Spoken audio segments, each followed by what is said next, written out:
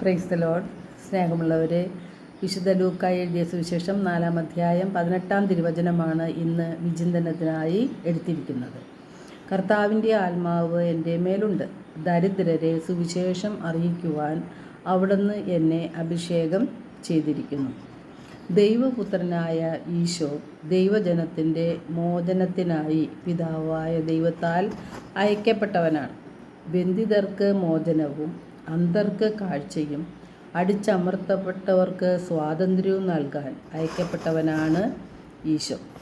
മനുഷ്യകുലത്തിൻ്റെ മുഴുവൻ രക്ഷകനും വിമോചകനുമായിട്ടാണ് പിതാവായ ദൈവം തൻ്റെ പുത്രനായ ഈശോയെ ഈ ഭൂമിയിലേക്ക് അയച്ചത്.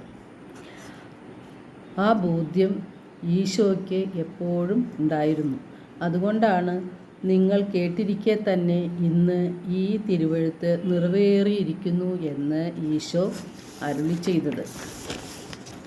ഈശോയുടെ പരസ്യ ജീവിതകാലം മുഴുവനും അവിടുന്ന് ചെയ്ത എല്ലാ കാര്യങ്ങളും മനുഷ്യകുലത്തിൻ്റെ മോചനത്തിനു വേണ്ടി ആയിരുന്നു.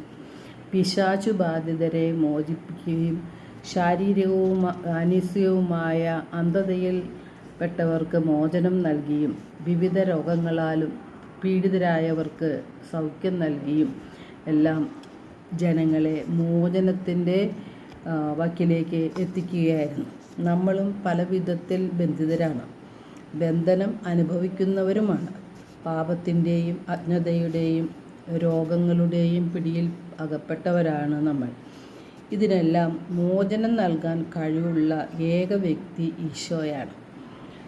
നമ്മുടെ ജീവിത പ്രശ്നങ്ങളിലും പ്രതിസന്ധി ഘട്ടങ്ങളിലും ഈശോ എന്ന രക്ഷകൻ ഉണ്ട് എന്ന ഓർമ്മ നമ്മെ ധൈര്യപ്പെടുത്തുകയും ശക്തിപ്പെടുത്തുകയും ചെയ്യും.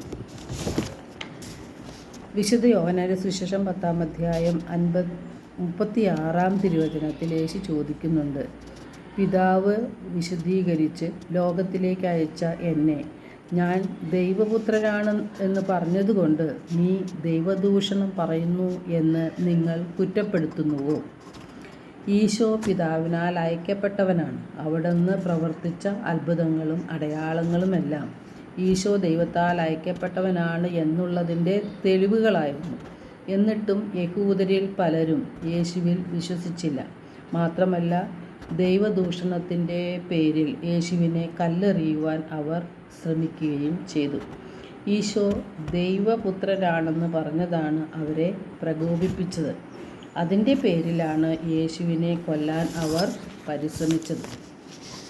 വിശുദ്ധ യോഹന്നാന്റെ സുവിശേഷം 3-ാം അധ്യായം 16-ൽ തിരുവചനം പറയുന്നുണ്ട്, എന്തെന്നാൽ അവനിൽ വിശ്വസിക്കുന്ന ഏവനും നശിച്ചു പോകാതെ നിത്യജീവൻ പ്രാപിക്കുന്നതിന് വേണ്ടി തൻ്റെ ഏകജാതനെ നൽകാൻ തക്കവിധം ദൈവം ലോകത്തെ അത്രമാത്രം സ്നേഹിച്ചു. ദൈവം തൻ്റെ പുത്രനെ ഈ ലോകത്തിലേക്ക് അയച്ചത് ലോകത്തെ ശിക്ഷയ്ക്ക് വിധിക്കാനല്ല, പ്രത്യുത അവൻ വഴി ലോകം രക്ഷ പ്രാപിക്കാനാണ്. വിശുദ്ധ മാർക്കോസിൻ്റെ സുവിശേഷം 1-ാം അധ്യായം 15-ൽ യേശു തൻ്റെ ദൗത്യം ആരംഭിക്കുമ്പോൾ യേശു പറഞ്ഞത്, സമയം പൂർത്തിയായി, ദൈവരാജ്യം സമീപിച്ചിരിക്കുന്നു, അനുദപിച്ച് സുവിശേഷത്തിൽ വിശ്വസിക്കുവിൻ എന്നാണ്.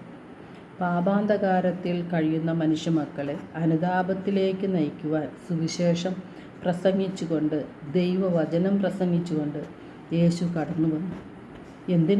എന്താണ് യഥാർത്ഥത്തിൽ സുവിശേഷം? റോമ 1:16 സുവിശേഷം രക്ഷയിലേക്ക് നയിക്കുന്ന ദൈവിക ശക്തിയാണ്. മനുഷ്യൻ്റെ പാദങ്ങൾക്ക് വിളക്കും പാതയിൽ പ്രകാശവുമാണ്.